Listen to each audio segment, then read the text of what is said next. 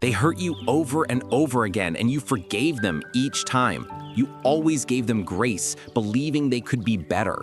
You showed mercy even when they responded with cruelty, and you stayed. Though your soul screamed to leave, they mistook your silence for submission, your compassion for weakness. They thought you wouldn't be able to rise without them, that you would forever fall, small and trapped. But they forgot one thing: karma never forgets. Not because you wished them ill, not because you craved revenge, but because life always has a way of teaching lessons you were too kind to teach them yourself. Now the pain they caused is coming back to them. The chaos they created is swallowing them. And you are rising in peace, in silence, in strength. This is not a story about revenge. This is a story about liberation, about healing, about letting go and the justice of karma, about walking away without resentment and letting the universe do what it does best. Balancing this journey, we will explore why those who hurt others often hurt themselves the most.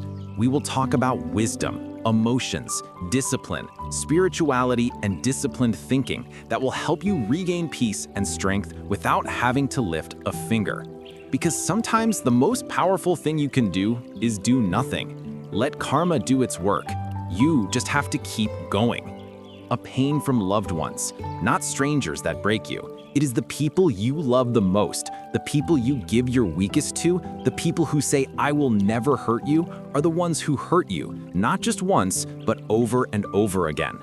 There is a special pain that comes from betrayal wrapped in a familiar voice. When the hands that once held you now push you away, when the eyes that once saw your light now look at you as disposable. It's not just pain, it's disorientation. It's the collapse of everything you thought was safe. You start asking questions you never thought you could ask. Am I too much? Do I deserve this? Why am I not enough for their loyalty, for their kindness? And the cruelest part is that you're not just hurt, you're being manipulated. They make you believe that your reaction is the problem, that your boundaries are the cause, that if you just smiled more, asked less, apologized faster, they would treat you better. But let's be clear, pain doesn't just happen. If you feel pain, it's because something is wrong. You're not imagining it, you're not overreacting. You're feeling what your soul needs you to feel. The Stoics taught that the only thing we can truly control is our mind, our judgments, our reactions, and our inner world. But they never said you have to ignore injustice. They never said you have to stay in a burning house just to prove you can stand the heat. Marcus Aurelius once knew, if someone points out my faults and proves me wrong, I will happily change because I seek the truth, which never harms anyone. But when someone is not seeking the truth but only control, that is when pain becomes your teacher. Let's be clear, you do not deserve to be treated cruelly. You are not inviting manipulation, you're just being open to a world that takes advantage of sincerity. Many of us stay in toxic relationships longer than necessary, not out of weakness, but out of hope. We believe in second chances. We see their potential. We remember the good times and wish for them to return. But healing begins the moment you stop justifying their repeated behaviors, the moment you let the pain become information, not a prison. Your emotions are not flaws, they are signals. And that pain is your body's final warning that something needs to change. You're not bitter because you feel hurt. You are not hypersensitive because you choose to keep your distance. You are not weak because you're affected. You are human, and the fact that you still hold love in your heart after all they did is not stupid. It is a testament to your strength. This chapter of your life may have begun with betrayal, but it doesn't have to end there. Because pain doesn't just destroy, it reveals. It shows you who is real, who is holding you back, and most importantly, it shows you your deep resilience. You are still here, still breathing, still rise.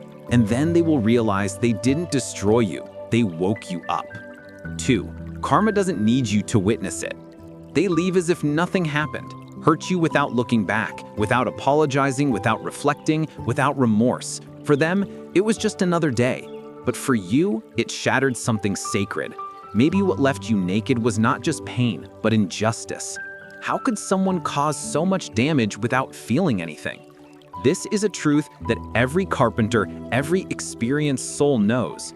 Karma is not noisy, but inevitable.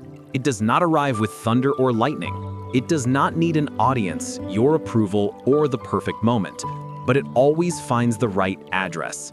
You do not always see karma. In fact, most of the time you won't see it, because karma is not there to satisfy your ego. It is here to restore balance. They may look good on the outside, post smiling pictures, get likes, live perfect lives, but what you don't see is the corrosion inside. How they question their worth in quiet moments. How their relationships fall apart because they never learn to take responsibility. How they have to lie to themselves to sleep soundly at night. Karma is not in a hurry. It waits for the right time, not to punish, but to teach. Because life is the best teacher.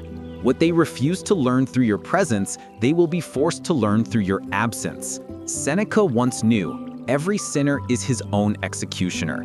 It's not just poetry, it's psychology. Guilt has a way of gnawing away. It may hide behind distractions, false confidence, or temporary joy, but it always returns. Some call it anxiety, some call it depression, some call it bad luck. But make no mistake, it's the return of what they sowed. 3. Peace doesn't come from watching them suffer. This is an important lesson to learn. Your peace doesn't come from watching them suffer. It comes from letting go of the need to witness. You don't need karma to look like revenge. You don't need a front row seat to their downfall. Because the moment you yearn to punish them, you are still stuck in that story, still tied to the pain. But when you truly let go, when you no longer need them to feel sorry, when you no longer check to see if they're struggling, when your healing is no longer dependent on their repentance, that is when karma has done its work, not just in their life, but in yours. True justice is here. You are healing. They are hiding. You are growing. They are repeating. You are moving on. They are still spinning in the same old cycles of fearing themselves. They can escape your consequences, but not their own consciousness. Karma is not your job. Your job is to rise, to become so aligned with peace, so filled with clarity that you don't need to look back to feel whole. Because karma never misses, and peace is never pretty. 4. They hurt you because they are afraid. People don't hurt you because you're weak. They hurt you because they think you won't fight back. Because you're kind, compassionate, and give them space to be themselves, even though it's flawed. They mistake that space for permission.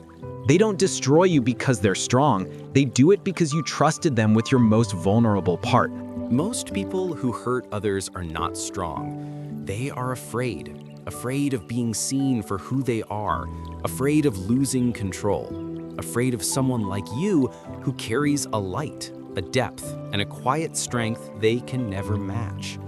So what do? They drag you down before you rise. They mock you before you shine. They gnaw at your confidence, not because you deserve it, but because it reflects what they lack. Be honest, they see something strong, rough, unformed in you. They know, probably before you, that if you find your voice, you will no longer tolerate their behavior. So they confuse you, apologize for things that aren't your fault, chase after petty emotional patterns, suppress your needs so they don't feel exposed. The most painful thing is that you gave them tolerance, chances to believe in who they can be, even if they keep showing you their true colors. But this is where things change. They will regret it. Not because karma comes crashing down like a dramatic twist in a movie, but because one day they will meet someone who treats them the way they treated you. And it won't be pleasant. Or worse, they will get everything they want, but still feel empty. Because the person they destroyed was the only person who ever really saw them. They will glance at your name one day and wonder what would have happened if they hadn't destroyed everything. They will see your peace, your success, your light, and realize they are part of the story you have overcome, and no apology can fix that. 5. Your silence is strength. They think your silence is surrender. They think your silence proves you have nothing to say. But deep down, you know you could destroy them with the truth. You could expose every lie, protect every scar, expose every detail, but you didn't. Not because you're weak, but because you are wise. Silence is a choice. And sometimes the strongest decision you will ever make is not to engage in a fight. In a world that screams for reaction, drama, and who can shout louder, careful silence is strength. Let them talk. Let them twist the story. Let them convince others that you are the problem. It's okay, because the truth doesn't need a microphone. It just takes time. The important people will see. The ones who don't see aren't worth staying. You stay silent not because you are afraid. You stay silent because you know arguing with someone who intentionally misunderstands you is like trying to reason with the wind. You will lose your peace and gain nothing. That's the paradox of maturity. As you evolve, you realize not every insult needs a response. Not every attack needs defense. Not every lie needs correction. Because energy is sacred. And attention is a form of power. And mindfulness is not indifference. It is strategy. It is knowing when to speak will heal and when to speak will only escalate. When your silence is a blank leaf, not a sign of surrender.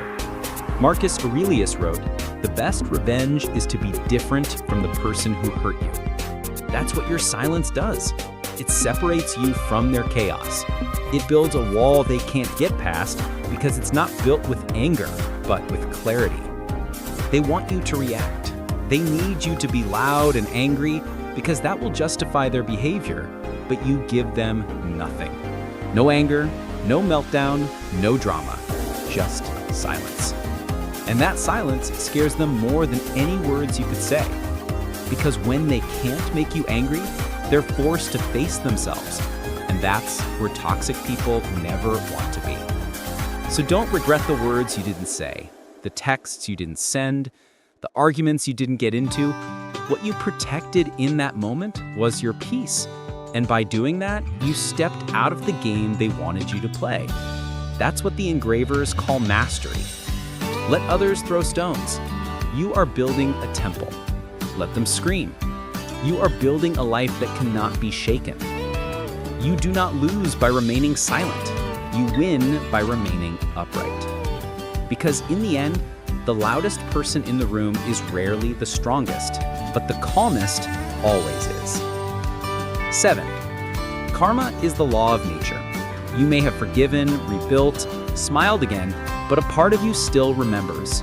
Not with bitterness, not with hatred, but with truth. Your soul never forgets what tried to destroy it. And this is the deeper engraver truth. You need not seek revenge, because the universe has a memory sharper than your pain.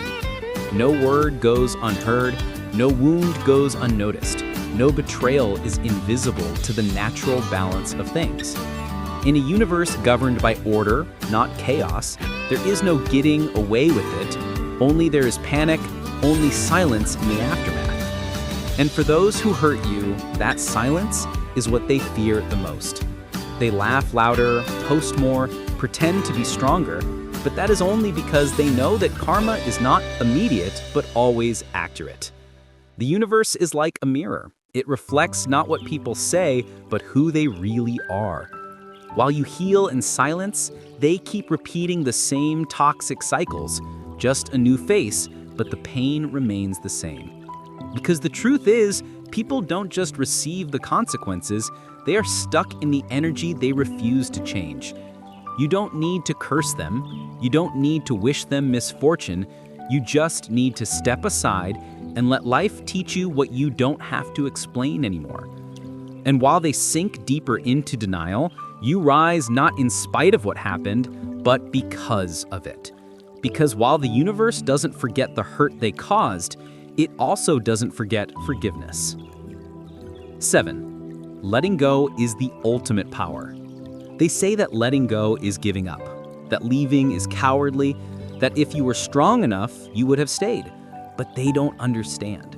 You let go not because you are weak, but because you are wise. You stop arguing not because you lost, but because your peace is more precious than their chaos. You stop chasing not because you don't care, but because you understand that love should not be exchanged for pain. Letting go is not a failure. It's the ultimate discipline anyone can cling to. cling to pain, to what is familiar, to people who were once the world. Even if they have become toxic, it takes real strength to open up, to let go without hatred, to leave not because you don't love them anymore, but because you finally love yourself more. It is liberating, and it is scary because when you let go, you face the silence, the sadness, the emptiness, the what-ifs.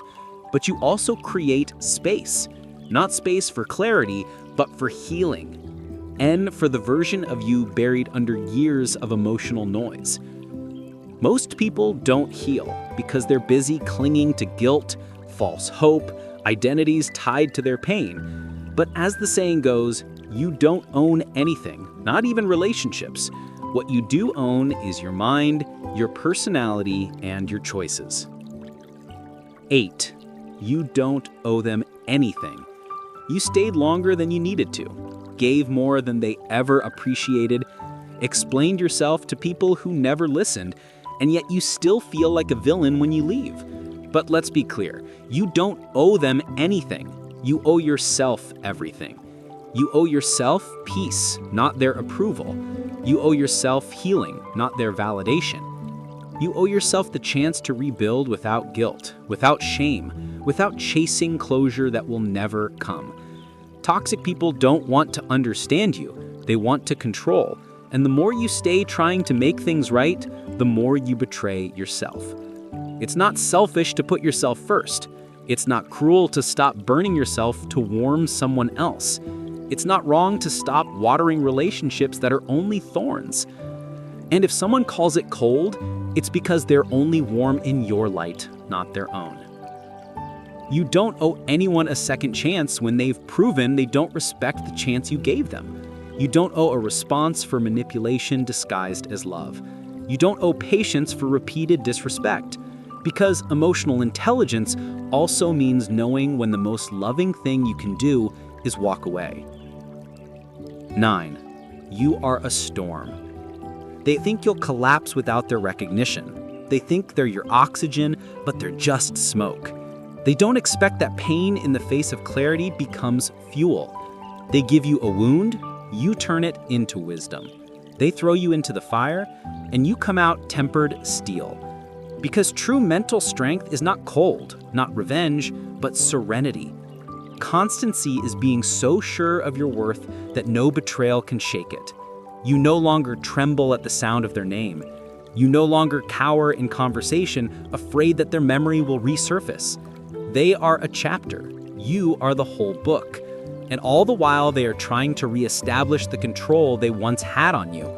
You are building a life so solid, so peaceful, that they can't imagine messing it up anymore. 10. The end result of all the pain, the betrayal, the serenity that almost swallowed you, you not only survived, you evolved. You not only recovered, you were remade from within. They wanted you broken, but you emerged stronger than ever. Not in cruelty, but in clarity. Not in revenge, but in vision. You learned that silence is not weakness, but strength. Healing is not passivity, but a fight led